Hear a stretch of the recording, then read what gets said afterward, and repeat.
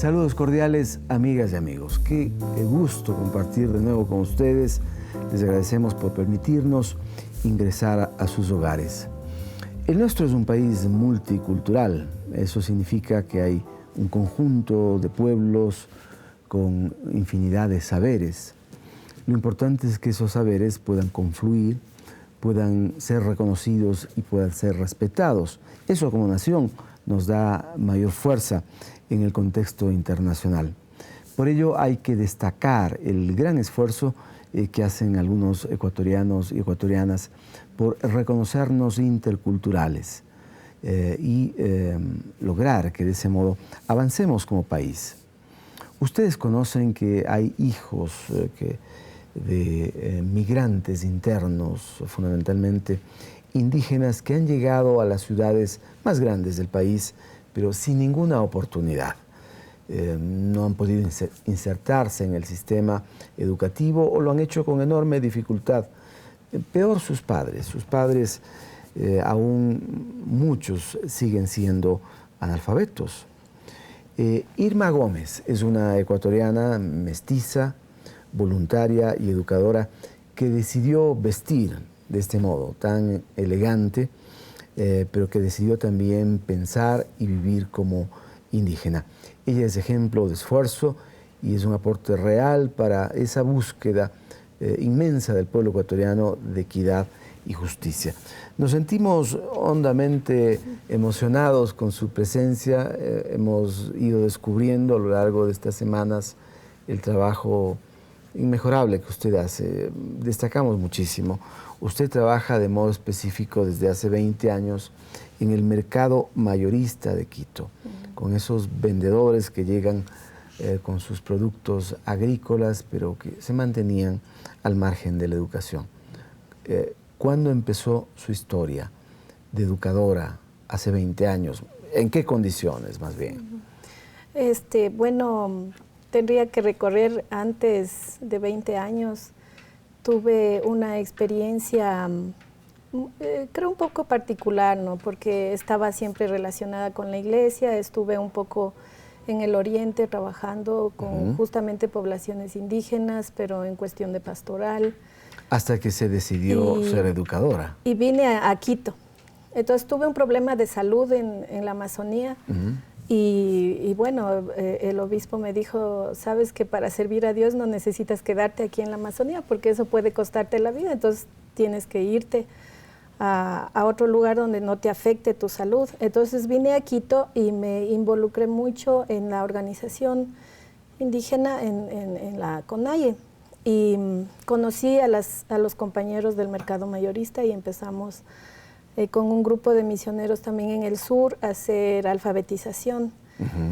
Pero era interesante porque más que adultos habían muchos niños que se quedaban dormidos en el piso, porque generalmente estos cursos de alfabetización eran a las 10, 11 de la noche. Y en esa medida, pues, en la mañana empezamos a reunirnos con los niños. Y yo visité las casas de estos niños. Para mí eso creo que fue el inicio de... la punta del ovillo. Sí. Entonces a mí me costó muchísimo asumir y ver la situación de las familias indígenas en la ciudad. Mire, Irma, vamos a mostrarle enseguida, ¿no?, un reportaje en el cual se muestra su historia de vida. Esto es elaborado por Ángel Nepas y muestra parte de la historia de Irma Gómez.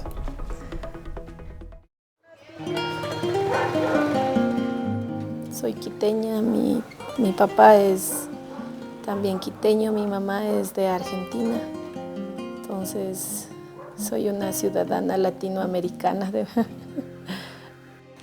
Nace en San Roque el 27 de noviembre de 1965. Era un poquito viva, despierta. Tuve una niñez feliz. Mis padres se esforzaron mucho por hacer que tengamos una niñez normal, feliz. Hice todas las cosas que hacen los guaguas. Ni le cuento, era tremenda, tremenda, tremenda, tremenda. traviesa, inquieta. A ella no le podía pegar nadie. Y ella se defendía durísimo. Como era bien morenita, ¿no? Y eso para la gente acomplejada es un lunar, pues. Me gusta mucho comer. Yo estudié en un colegio de religiosas y desde muy pequeña yo empecé a sentir discriminación porque lógicamente mi tez morena, mi papá un obrero, mi mamá una empleada doméstica. A mí me tenían en la última fila de los más vagos de la escuela. Y luego para el colegio ya estuve en un colegio fiscal, estuve en 2 colegios, en el 5 de junio y en el Consejo Provincial, donde me gradué de bachiller. Yo empecé estudiando electrónica y telecomunicaciones en la Politécnica. Luego dejé de estudiar porque me fui a la Amazonía, estuve trabajando en la Misión Carmelita y también un poco apoyando en las comunidades indígenas en lo que se refiere a organización, a trabajar con dirigentes en las organizaciones. Y cuando regresé a Quito por un problema de salud, yo tuve un problema muy fuerte de salud, tuve que salir de la Amazonía. Me enfermé creo que como 5 veces de paludismo y el médico me dijo que soy más útil viva que muerta, entonces tenía que salir obligatoriamente de la Amazonía. Y vine a Quito y empecé a trabajar de voluntaria en lo que ahora es la CONAIE. Estuve trabajando en Ayora con un grupo de mujeres. Ahí conocí la vida de la mamá tránsito, quién era ella. Yo buscaba la forma de hacer lo que hacía en la Amazonía, que era estar con la gente. Y me contaron que aquí en el sur había un grupo de misioneros que es el grupo Mies. Y yo fui y conversé con ellos y ellos me decían que aquí están ellos trabajando haciendo alfabetización. Entonces empecé a venir a ayudarles a ellos, a involucrarme en el trabajo que ellos hacían. Y nos dimos cuenta que habían más niños que gente grande. Empecé a visitar las casas de estos niños que asistían en la noche y que siempre estaban dormidos. O sea, mientras los papás estudiaban, los guaguas estaban dormidos en el piso, esperando. Creo que eso fue como el inicio de este camino de apoyar a nuestra gente aquí. Y empezamos a salir al parque, por eso es que este espacio comunitario de educación empieza en el redondel del mercado mayorista. Esta es la unidad educativa Tránsito Amaguaña, está dentro del mercado mayorista. Les voy a hacer ver una muestrita de lo que hacemos.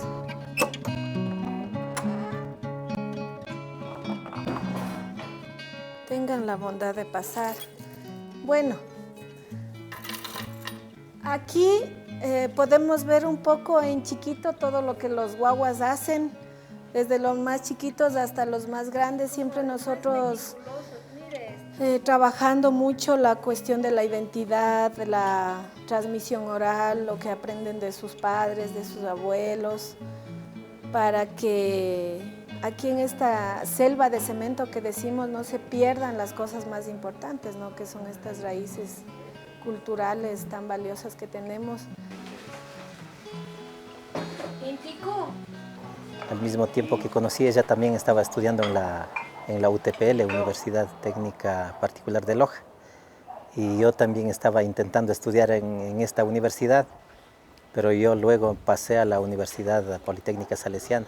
Eso de ser perseverante, de ser constante, de ser coherente con lo que ella dice y hace, eso me ha enamorado realmente de Irma. Es muy cariñosa, es muy cariñosa, y ese cariño fuerte que tiene deposita también en la escuela con los niños, con el resto de los niños. Tengo 2 hijos, uno de 15 años, otro de 12. Están aquí, ellos prácticamente solo nacer, no nacieron aquí, pero desde bebés ellos están aquí, entonces ellos son parte de este proyecto. Mi madre siempre para mí ha sido una inspiración, porque siempre veo cómo ella lucha por los demás en la escuela donde ella dirige. Yo también he estudiado ahí, prácticamente no soy su único, yo y mi hermano somos sus únicos hijos, tiene más, que son los niños de la escuela, que siempre los ayuda. Siempre ha sido una mujer luchadora. Ha ganado el premio Manuel Espejo porque ya se han dado cuenta que está ayudando mucho en este tema de la interculturalidad en la escuela. Dedico este premio a todos aquellos y aquellas que hicieron parte de mi formación. Y o sea, para mí fue increíble eso. Hasta ahora mismo no o sea, es como no creer que nos dieron el premio, porque uno tiene la idea de que ese tipo de premios es para otro tipo de gente, ¿no? O sea, para mí fue increíble. Al mismo tiempo es reafirmar que este camino que se ha decidido tomar es el que se debía seguir. Qué bueno saber que no se equivocó de camino. Hay muchos que se pierden en el camino. Eso sí. ¿Cómo ha podido sostenerse? ¿Cómo ha llegado a entender que ese es el camino correcto? El ver a los guaguas todos los días, cuando llego a la escuela y los guaguas se lanzan y me saludan, el ver que los guaguas están alegres, porque yo me doy cuenta que la vida de la gente aquí en la ciudad es muy difícil, pero el ver que los guaguas en la escuela están contentos, alegres, no, yo digo, no, aunque se peleen, aunque juegan, aunque lo que sea, lo que nos interesa es que los niños vivan esa etapa de su vida, porque una vez que salen de la escuela ellos dejan de ser niños, son totalmente adultos, porque tienen que pensar en cómo ayudar a sostener la familia, en ser parte de ese sostenimiento, ¿no? Entonces, eso es lo que a mí es lo que más me mueve. Llena. Sí, es lo que más me llena. Tupac, su hijo, ¿no?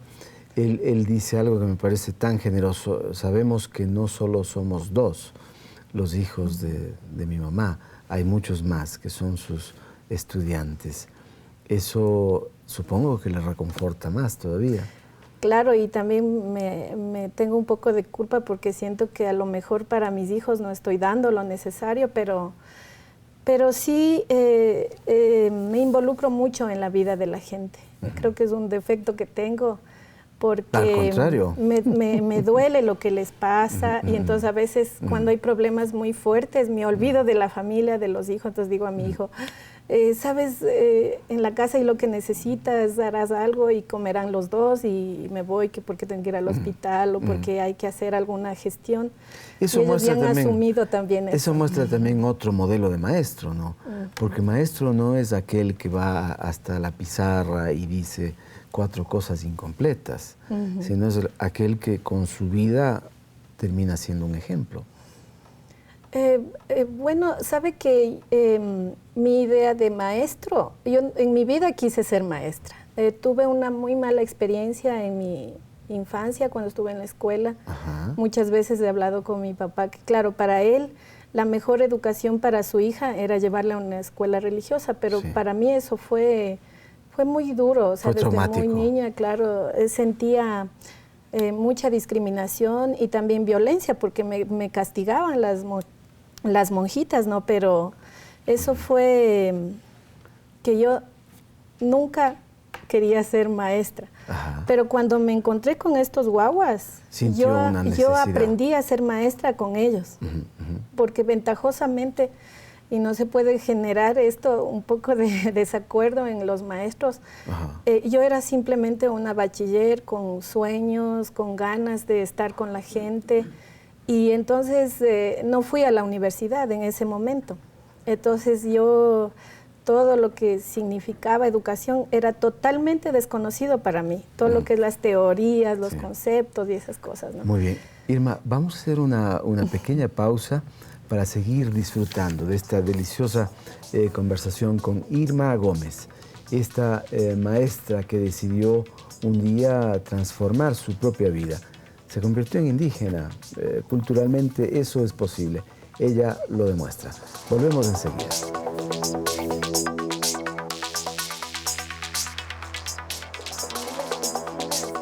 Cuando volvamos, conozca qué es prioritario en las familias de indígenas migrantes. La prioridad es sobrevivir, es ver cómo pagar el arriendo, cómo la comida.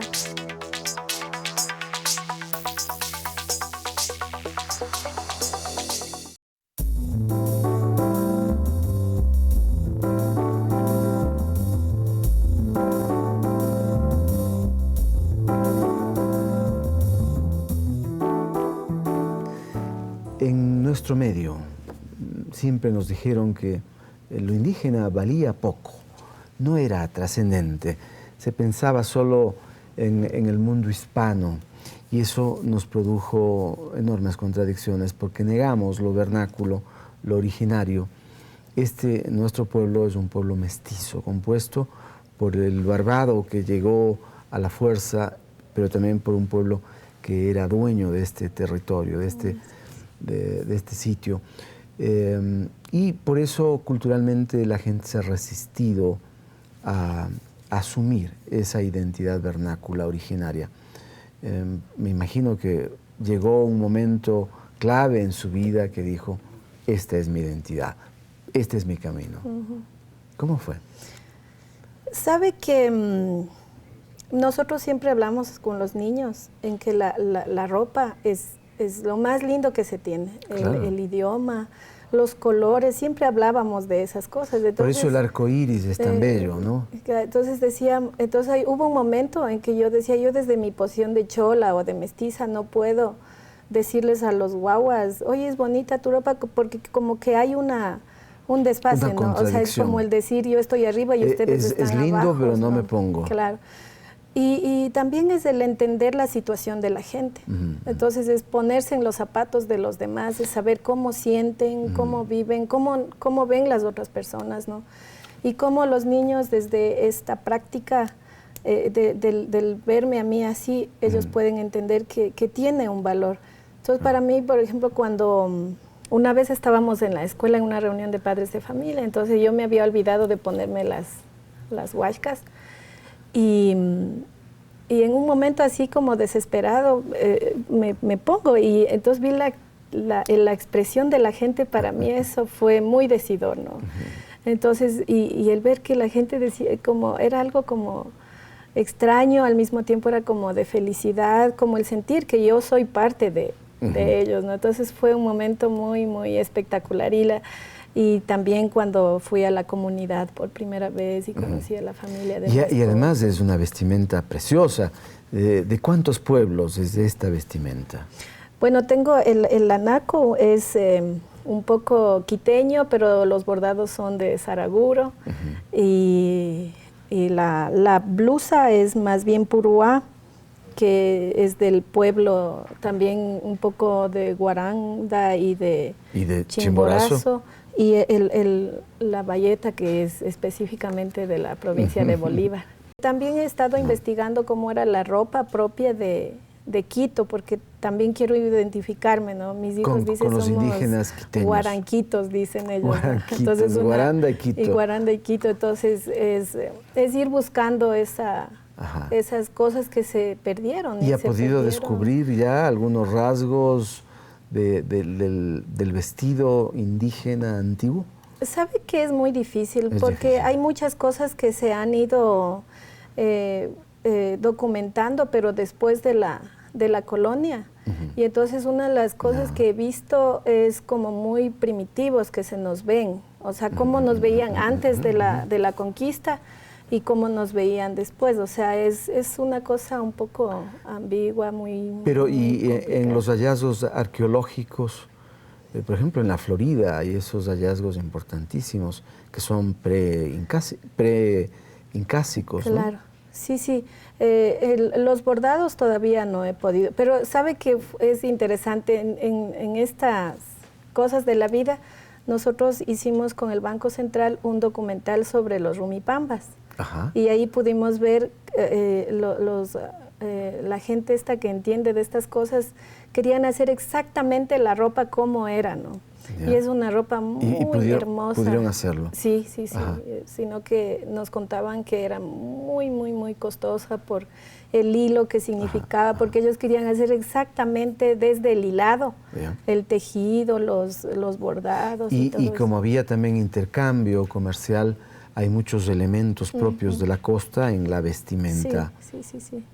Entonces ahí pudimos ver, y hay algunas cosas que, por ejemplo, los bordados estos utiliza mucho la gente de Saraguro, pero cuando hicimos este documental también vi que no iguales, pero muy parecidos tenían aquí en Quito también. Claro, esas influencias culturales de pueblos hermanos.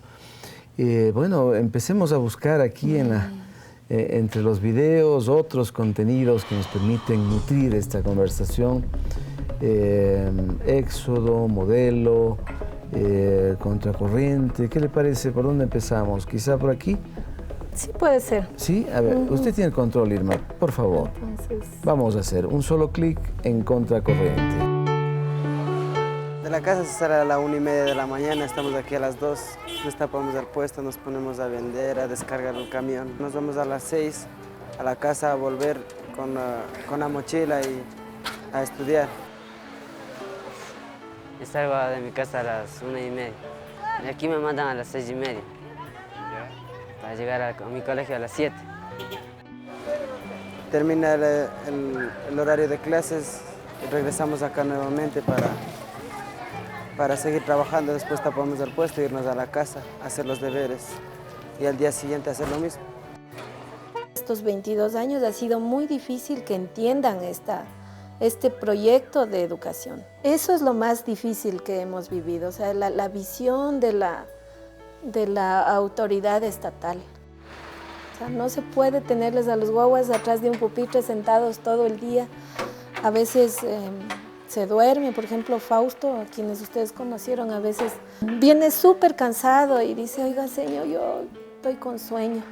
La primera vez que un joven se me durmió en el aula, para mí fue un choque terrible porque viene y se duerme. Entonces digo, ¿por qué no vas a tu casa y descansas? No puedo ir a mi casa, dice, porque cuando llego a mi casa mi mamá me dice que soy un vago, que tengo que estar trabajando. Estudié aquí desde el jardín, la escuela y el colegio terminé aquí.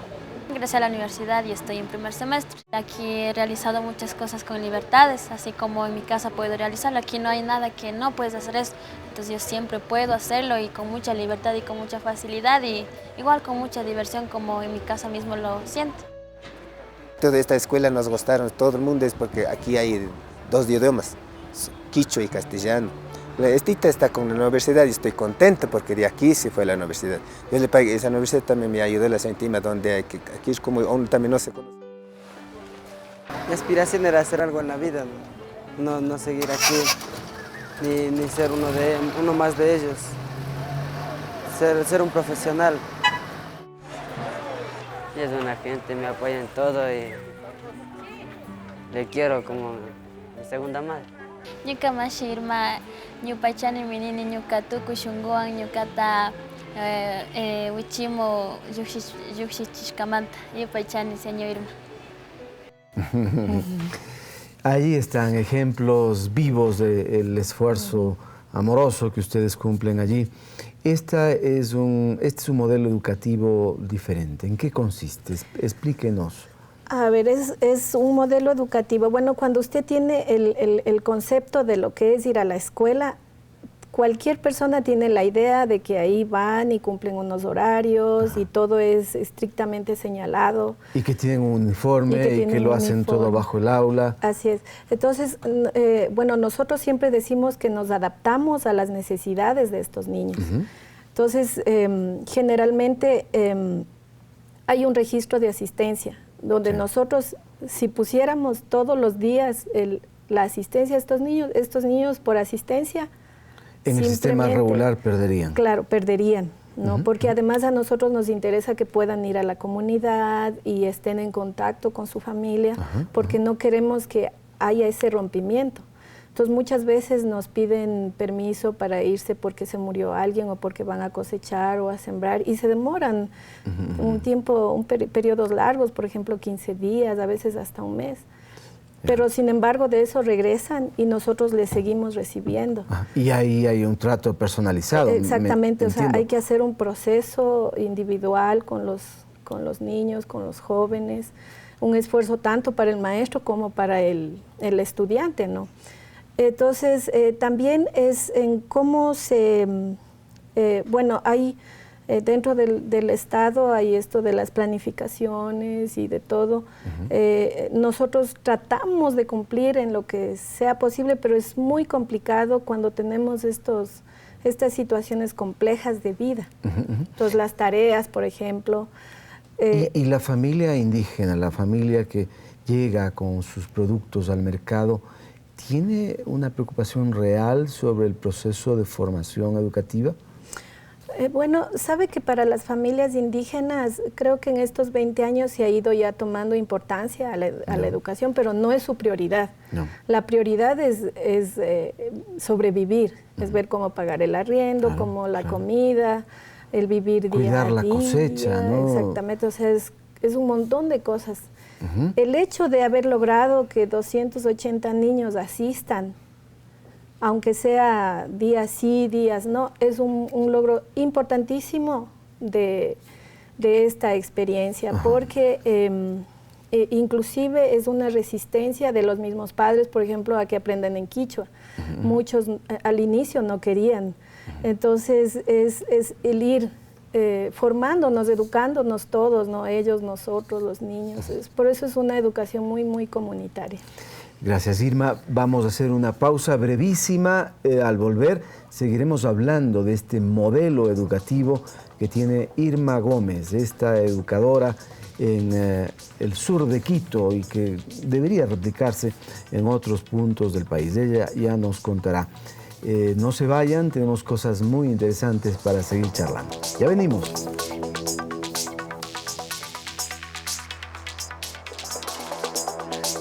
Tras la pausa, Irma Gómez se sorprende al escuchar desde Alemania a una de sus mayores colaboradoras, Inés Maihuashka. Ya mismo a punto de llorar. Emocionada de escucharte. Ya, yo también.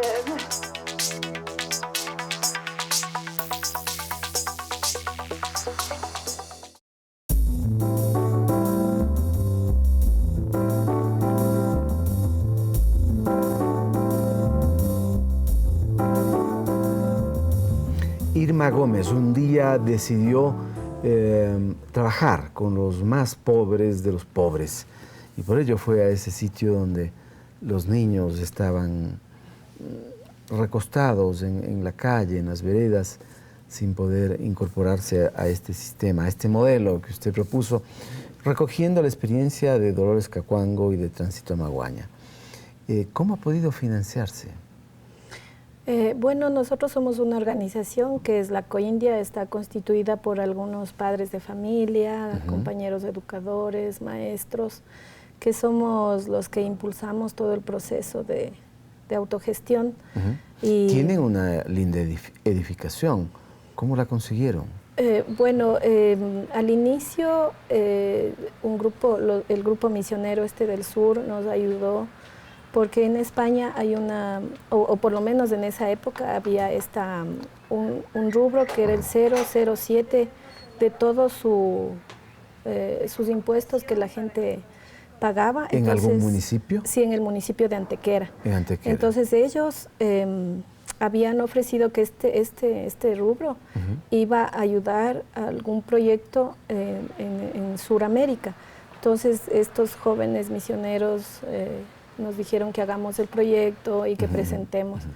Y dentro de 30 proyectos a nivel de Sudamérica eligieron el nuestro, pero se demoraron como 3 años en otorgarnos eso.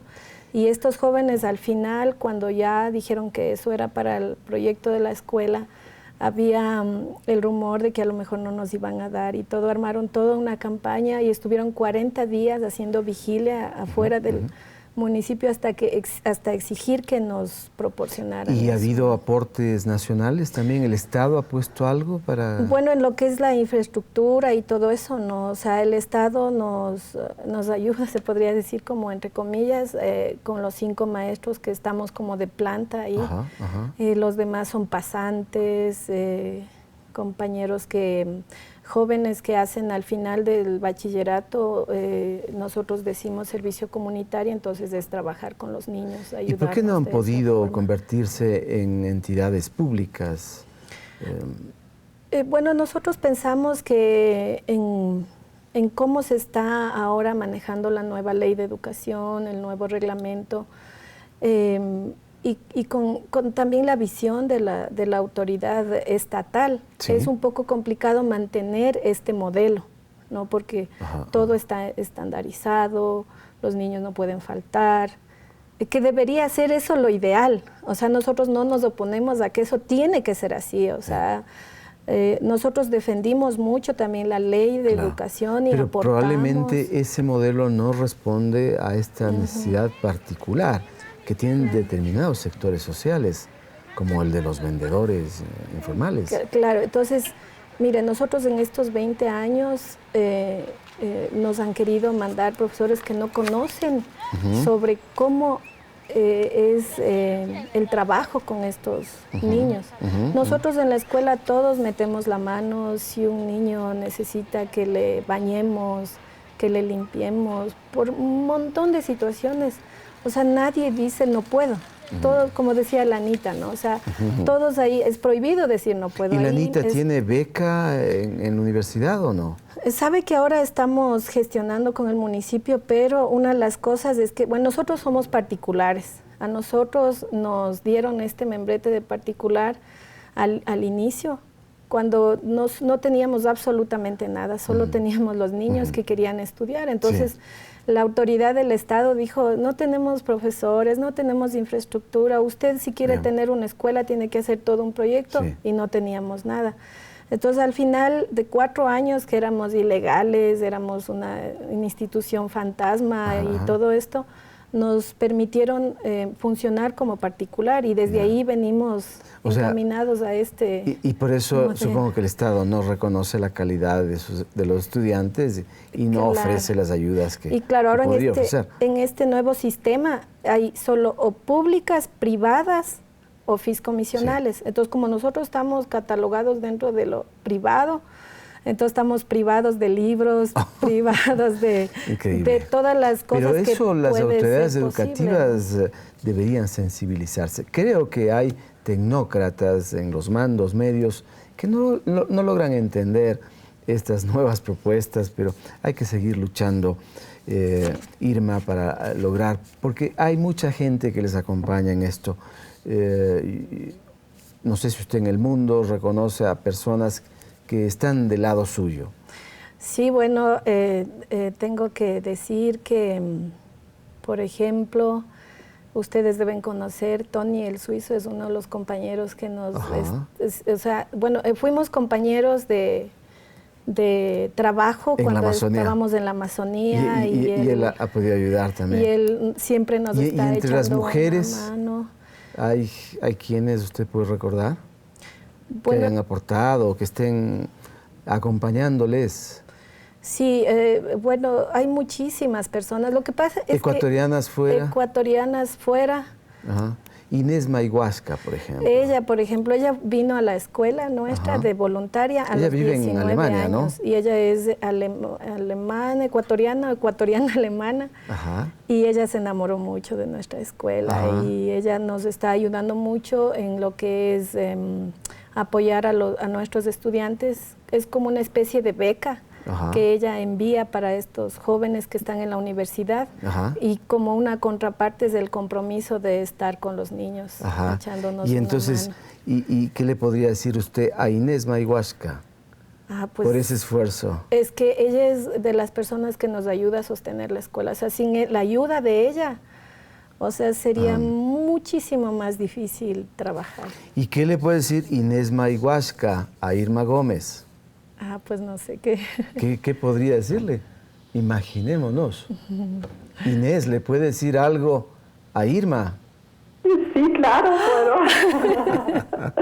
Hola, Irma. Hola, Inés. Hola, Irma, ¿cómo estás? Chuta, aquí ya mismo a punto de llorar. Emocionada de escucharte. Ya, yo también.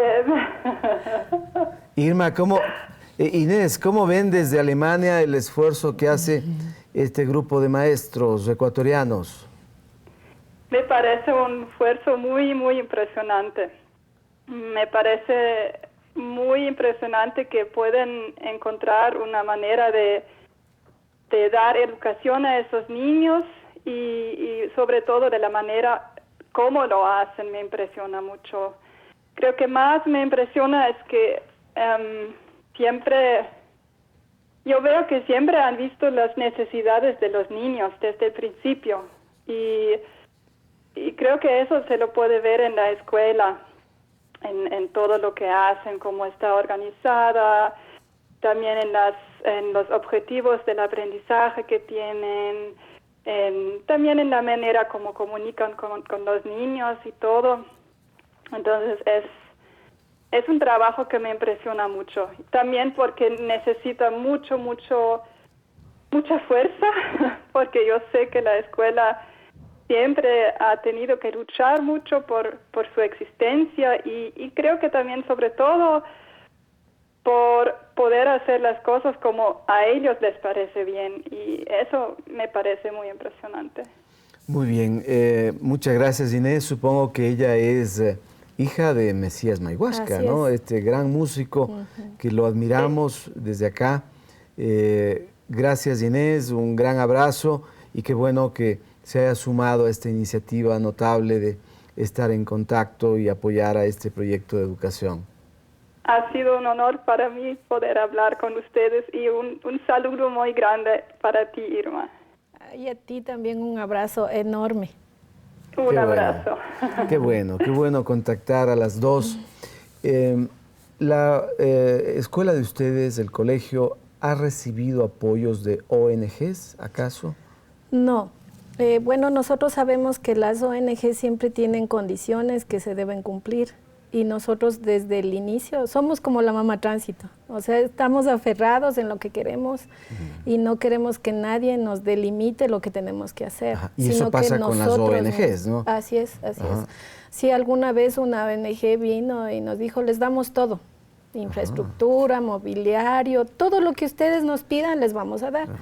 Pero la condición es que salgan del mercado. Entonces dijimos, no, muchas gracias, quédese con su dinero, porque la razón de ser de nuestro centro ahí es los niños del mercado mayorista que están dentro del mercado. Porque además este cuento de las ONGs es que deben tener sus pobres propios. Exactamente. ¿No? Para que eso justifique ante el organismo oferente del dinero la posibilidad de la inversión.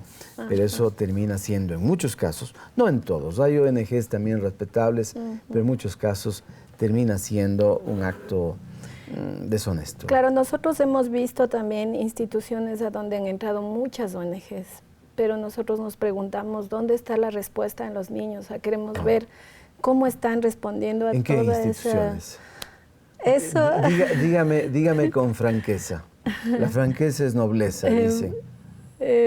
Bueno, por ejemplo, están en San Roque, hay otra por el Camal Metropolitano. Y en organizaciones grandes y en las también. En organizaciones nacionales. Así es. Hemos visto cómo se ha ido fracturando las comunidades, cómo los dirigentes se pelean por ser dirigentes, porque por hay manejar dinero. Los recursos. Sí, así es. Entonces, bueno, eso ha sido volvamos a los videos. Ya vimos Contracorriente, ahora tenemos Éxodo y Modelo. ¿Por dónde vamos? Empecemos el modelo, me llama mucho. Por Modelo, vamos a ver, ¿de qué se trata? Dolores Cacuango me llamo, de Cayambisu. Dolores Cacuango surge es justamente por la condición de dominación y explotación, porque en ese entonces los compañeros que trabajaban eran de cuidar una cierta cantidad, sin número de animales. Al final del mes, que sé, cuando asumían ya con esta función o este cargo de cuenta yo, entonces tenía que entregar.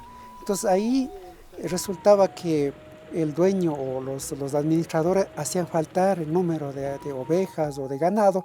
Entonces, por lo tanto, Dolores Cacuango se dio cuenta que era importante que los hijos de los trabajadores aprendan a leer, a escribir, para que puedan anotar.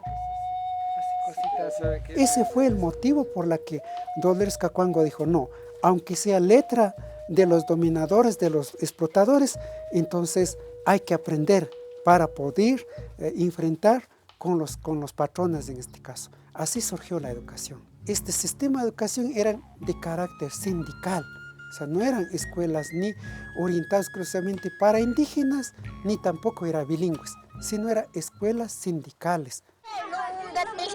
El Tránsito Amaguaña, igualmente muy jovencita, empieza a vincularse en el proceso ya de organización sindical.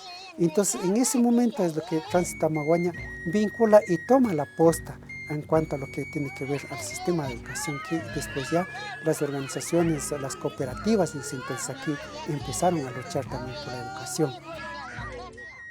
Nosotros llamamos a nuestro modelo educativo Tránsito Amaguaña porque estamos tratando de rescatar esa metodología, esa pedagogía, creando una forma propia de aprender. Entre 12 y 15 guaguas que emprendimos esta lucha de hacer una educación propia, una educación de los abuelos, como la que originó la mamá Tránsito Amaguaña, la mamá Dolores, ¿no? Esa educación muy comunitaria, muy de aprender entre todos, muy aprender lo nuestro, desde lo que somos.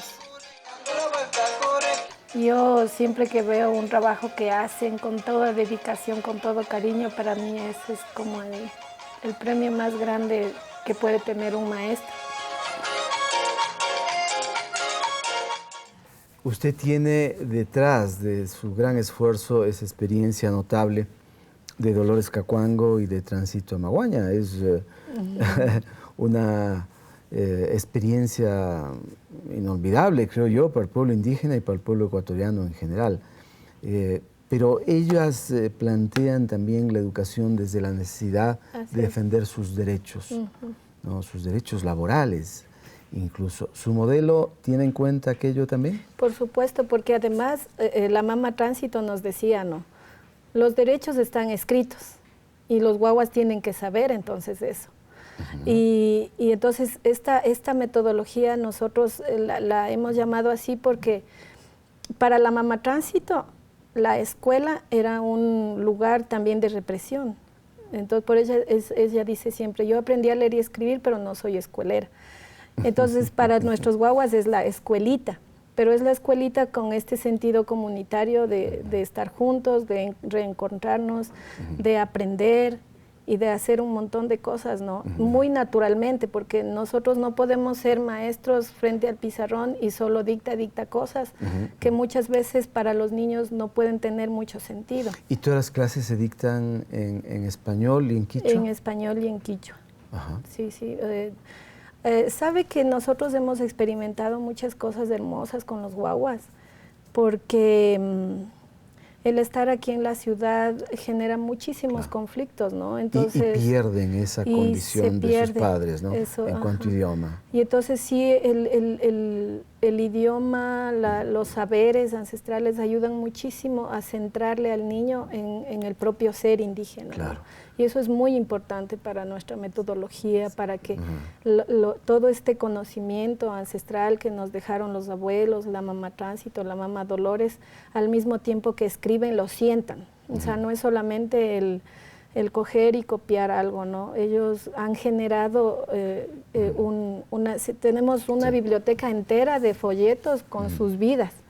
Escribir la vida es muy difícil y sin embargo a ellos a veces hasta les falta papel porque les gusta, escriben, porque además nosotros vemos eso como algo terapéutico, o sea, el cómo ellos puedan descargar todo lo que puedan sentir escribiendo y volviendo a leer, porque eso exponemos nosotros en diferentes partes. Entendemos muchísimo lo que usted dice porque este programa busca también que la gente en este espacio de la televisión pública reescriba o vuelva a contar su historia de vida. Eso es importante para entendernos más y mejor.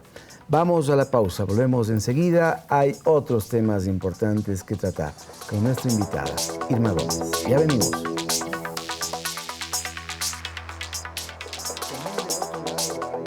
Cuando volvamos, conozca cómo Irma Gómez ha sido discriminada por adoptar la cosmovisión y la cultura indígena. Sí, yo he sentido de compañeros que son indígenas, entonces muchas veces a mí me dicen, ahí va esa disfrazada, ¿no?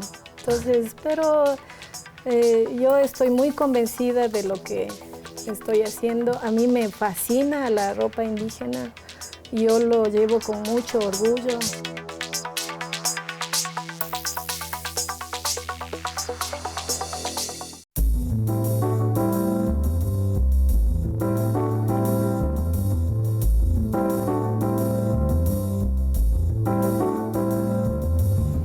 Este es el programa que sábado a sábado cuenta historias de vida de los ecuatorianos y de los extranjeros también que viven en nuestro país y que son historias dignas de contar.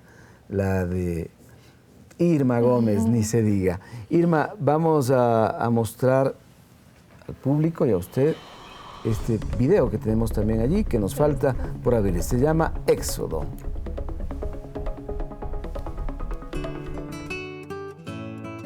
Yo le conocí de blue jean, o sea, como cualquier joven de la ciudad. Bueno, el blue jean es bonito, es muy práctico para movilizar, para caminar, para subir, no me complicaba yo por eso, ¿no? Pero detrás de eso había algo que nosotros estábamos promoviendo, ¿no? Como parte de la identidad, como parte de la cultura. Bueno, a mí siempre me ha gustado la ropa indígena. Yo cuando era muy jovencita usaba alpargatas y fajas y cosas que me gustaban mucho, ¿no? Yo molestaba a Irma diciendo, pero tú eres mapuche. Hubiera sido chévere de que te vistieras una vestimenta propia de los mapuches, pero mejor yo me interesaría por la ropa de tu familia. Entonces, qué chévere, qué lindo. Ya enseguida escucharon esas bromas, esos chistes, y ya mi hermana le regaló un rebozo, otra hermana le regaló un sombrero, y ya ella se empezó a vestir, y ya tuvimos que comprar el anaco. Empecé a usar la ropa para demostrar que es lindo, o sea, que vale la pena, de que es un valor importante, de que nos hace diferentes. Pero me acuerdo tan claramente la primera vez que me puse una huasca para los guaguas fue, ¡ay, la señora se puso una huasca! Así, ¿no? O sea, siempre muy sorprendida. Al comienzo tenía un poquito de, ¿cómo decir? Un poquito de egoísmo por mi familia, ¿no? Inclusive actualmente mi familia es un poco mezquina. La familia que uno forma. La familia les dio el yello, Se cambian de vereda por no saludar y decir, buenas tardes, tía. Una vez en el conservatorio sí se burlaban de mi apellido, así, pero yo siempre les decía, ¿de qué se burlan? El apellido no tiene nada que ver, uno mismo es el que hace. A los profesores, generalmente la gente que vive en la ciudad tiene siempre prejuicios en relación a lo indígena. Pues. Ese es un prejuicio que usted puede encontrar en cualquier familia común y corriente de los ecuatorianos, ¿no? Entonces el racismo quizás ahora es un poquito escondido, pero en ese sentido siempre hay una actitud de las personas de la ciudad. Lo suyo, yo puedo entender perfectamente que no fue un asunto de moda, porque hay quienes también por moda se ponen cierta vestimenta indígena. Lo suyo fue más adentro, ¿no? En el corazón y también en la cabeza. Pero eso produjo impacto en la propia familia. ¿Qué ocurría con las tías, con los primos? Bueno, desde el inicio mismo era todo un conflicto, ¿no? Porque el hecho de trabajar con niños indígenas era complicado y por ejemplo, decían, pero ¿por qué no te dedicas a trabajar? Pasas el tiempo ahí con esos niños, ¿no? Pierdes el tiempo, sí, le han dicho. O sea, es una vaga ahí ya, imagínense, 25 años y todavía no sientas cabeza, estás andando. ¿Y eso decían los miembros de la familia? Sí, o sea, siempre. Y luego ya el ir cambiando, bueno, sí es verdad que se cruzan de vereda, pero yo creo que... Pero usted le saluda. Sí, yo Hola, digo, tía. buenas tardes, bueno, se mueren de las iras, pero creo que van aceptando muy lentamente. Su madre es argentina. Mi mamá es de Argentina. Ella vino a Ecuador, ¿cómo es la historia? Bueno, mi mamá nos cuenta que sus padres murieron muy jovencitos en Argentina, entonces ella se quedó huérfana y se crió con un tío en Colombia. Luego, a los 14 años, un poco se escapó por algunas situaciones y vino a trabajar de empleada doméstica aquí en Ecuador y se quedó. Entonces, ella es el puntal de mi vida. A veces mi papá dice que es mi alcahueta, pero es la que siempre me ha apoyado. O sea, yo eso tengo compañera que inspira, entonces, ¿no? Ajá. Y su esposo, Julio, que también es educador, de paso hay que decirlo, él dice que los citadinos son más racistas todavía. ¿Usted siente esas manifestaciones de racismo? Sí, yo siento todos los días, en todo momento. Y cuénteme circunstancias. Muchas veces yo me peleo. Por ejemplo, un día yo pasaba por la Plaza Grande, tuvimos un evento en el Centro Cultural del municipio, entonces en el corre, que los guaguas ya llegan, que tienen que bailar y cosas así. Entonces yo iba caminando por la calle y un señor me dice, oye prima, ¿cómo estás? Algo así. Entonces yo le digo, la expresión que usted tiene es racista. Claro que todos aquí somos familia, porque somos ecuatorianos, pero en la forma que usted me dice es muy racista y eso me hace sentir mal a mí. Y eso hace sentir mal a nuestra gente. Entonces ¿Le conmovió eso a este señor o no? Entonces sí, claro, me dijo, discúlpeme, es que somos un poco ignorantes, ¿no?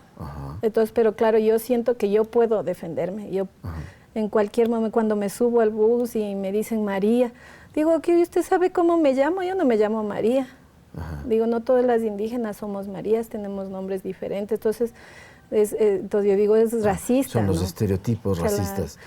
Entonces, siempre peleando y claro, a veces dicen, esta es como loca, o hay algunos que reconocen y dicen, sí, disculpe, o lo que sea. Menos mal que usted lo toma con cierta filosofía y alegría, ¿no?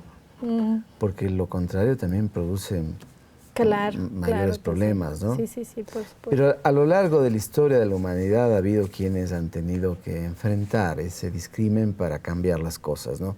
Sin una Rosa Parks en Estados Unidos, probablemente los negros habrían seguido teniendo la imposibilidad de sentarse en los buses, ¿no? Y ninguno se habría sentado en el sillón más importante, que es el de la presidencia, aquella que está en Washington. Sus hijos sienten también ese discrimen, ¿no? Por llevar el apellido Agualongo, el de Julio Agualongo, el del padre, ¿no? A quien lo quieren muchísimo, y no se diga a su madre. Pero, ¿qué dice la familia? ¿Cómo discuten ese tema y cómo lo tratan? Bueno, sabe que al inicio era muy complicado que lo acepten, ¿no? Porque es un apellido indígena y eso es rechazado muy... imagínese que nosotros llevamos un apellido muy español y entonces la familia se siente muy... Aunque mi familia paterna es gente que no es pues de la alta alcurnia y tenga mucho dinero, es gente también del pueblo, muy, inclusive muy, de origen muy pobre, que de alguna manera han podido salir adelante, ¿no? Pero ellos son los Gómez, entonces eso sí ha generado un poco de conflictos, pero como yo soy bien rebelde y claro, un poco siempre he hecho lo que me ha dado la gana para ellos, entonces tienen que aceptar y no hay vueltas que dar, ¿no? Entonces, claro, esa negación entre propios también es un gran problema. No sé si usted vio una bella película de Jorge Sanginés, este director de cine boliviano, se llama Yaguar Malcu. Es la historia de alguien que emigra desde el campo a la ciudad y en un partido de fútbol, ¿no?, disputado con otros que emigraron también, hay un roce y los que vivían antes, habían llegado antes de la ciudad, lo tildan a él de indio, ¿no? Como gran insulto le dicen indio, ¿no? Que son los conflictos que la migración interna produce en la ciudad. Pero también del otro lado hay cierto discrimen. Hay indígenas que discriminan al mestizo. Por supuesto, eso también lo he sentido, sí, yo he sentido de compañeros que son indígenas, entonces muchas veces a mí me dicen, ahí va esa disfrazada, ¿no? Entonces, pero yo estoy muy convencida de lo que estoy haciendo, a mí me fascina la ropa indígena, yo lo llevo con mucho orgullo, también es, como decía la Inés, es un honor para mí el poder hacer sentir el valor que es ser indígena, ¿no? O sea, para mí es una felicidad el ponerme todos los días, el ver que me quede bien, porque además es muy lindo. Yo veo los bordados, como la gente con tanto detalle, con tanta pasión, hace las cosas y eso, expresarlo, que la gente pueda mirar, eso es. Muchas veces yo voy en la calle y me dice, ¿en dónde va a bailar? Entonces digo, no, esta es mi ropa. Disculpe. Irma, para nosotros también es un honor tenerla usted aquí. Nos ha permitido conocer una parte de su historia de vida. Es mucho más rica todavía. Hay que acercarse a esa experiencia de Irma Gómez para entender cómo hay quienes luchan con la cabeza, con el corazón, a diario, de diversas formas, para lograr esos sueños que todos deberíamos tener. Una sociedad donde nos respetemos unos a otros. Gracias a ustedes, queridos amigos y amigas, por compartir este espacio. No olviden, necesitamos sus puntos de vista. Eso nos permite construir juntos una televisión pública para todos y todas. Un gran abrazo. Que pasen bien.